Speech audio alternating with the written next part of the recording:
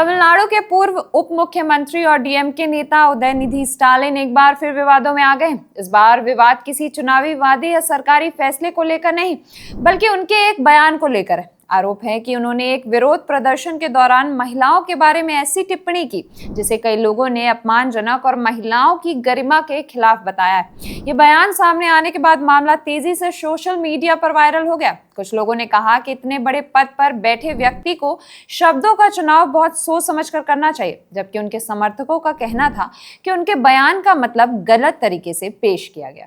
नमस्कार, मैं अनामिका मिश्रा और आप देख रहे हैं बजर बट्टू लॉजिकल।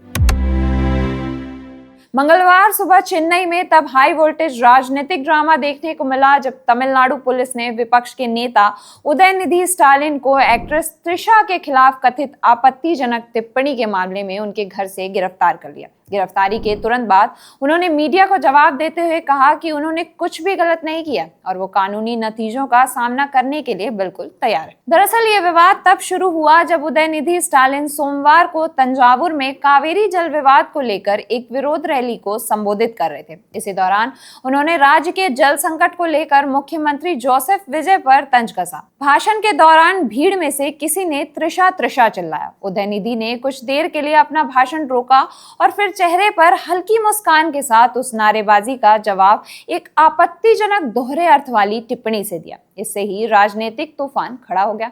विवाद बढ़ता गया और आखिरकार इस मामले में शिकायत दर्ज कराई गई। शिकायत करने वालों का कहना था कि उदयनिधि स्टालिन की टिप्पणी महिलाओं के सम्मान को ठेस पहुंचाने वाली है और इस पर कानून के तहत कार्रवाई होनी चाहिए। शिकायत दर्ज होने के बाद पुलिस ने मामला अपने हाथ में लिया और जांच शुरू कर दी। इसके बाद जो हुआ उसने पूरे मामले को राष्ट्रीय स्तर की खबर बना दिया। पुलिस उनके घर पर पहुंची और उन्हें हिरासत में ले लिया। कुछ समय बाद उनकी गिरफ्तारी की खबर पूरे देश में फैल गई और राजनीतिक माहौल गर्म हो गया। अब यहाँ एक सवाल उठता है कि क्या किसी बयान के आधार पर किसी नेता को गिरफ्तार किया जा सकता है? इसका जवाब है, अगर किसी बयान को लेकर कानून के तहत अपराध बनता है और शिकायत दर्ज होती है तो पुलिस जांच कर सकती है और जरूरी होने पर कार्रवाई भी कर सकती है। लेकिन हर गिरफ्तारी का मतलब ये नहीं होता कि व्यक्ति दोषी साबित हो गया। भारत में किसी भी मामले में अंतिम फैसला अदालत करती है, यानी गिरफ्तारी जांच प्रक्रिया का हिस्सा हो सकती है, लेकिन दोषी या निर्दोष होने का फैसला कोर्ट के हाथ में होता है।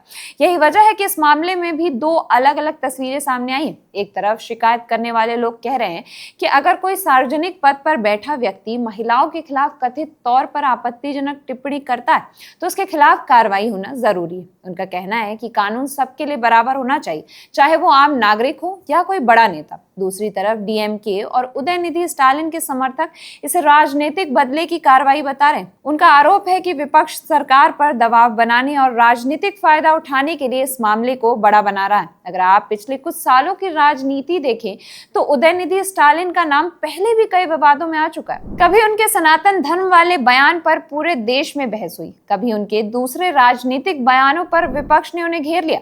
इसलिए इस बार भी जैसे ही गिरफ्तारी की खबर आई, सोशल मीडिया पर लोगों ने पुराने विवाद भी याद दिलाने शुरू कर दिए। कुछ लोग कह रहे हैं कि उनकी लगातार विवादित बयान देने की शैली का नतीजा है, जबकि कुछ लोगों का कहना है कि उनके हर बयान को राजनीतिक चश्मे से देखा जाता है।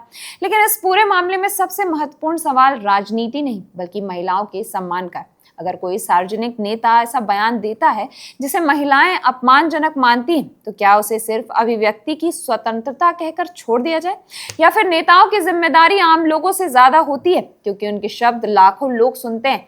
यही वो बहस है जो इस मामले को सिर्फ तमिलनाडु की राजनीति तक सीमित नहीं रहने देती बल्कि पूरे देश में चर्चा का विषय बना देती है। अब यहाँ ये समझना भी जरूरी है कि सोशल मीडिया के दौर में किसी भी बयान का असर पहले से कहीं ज्यादा होता है। पहले कोई भाषण किसी सभा तक सीमित रह जाता था, लेकिन आज कुछ ही मिनटों में उसका वीडियो पूरे देश तक पहुंच जाता है। कई बार पूरा बयान सामने आता है तो कई बार सिर्फ कुछ सेकंड की क्लिप ही वायरल हो जाती है। ऐसे में लोगों की राय भी उसी क्लिप के आधार पर बन जाती है।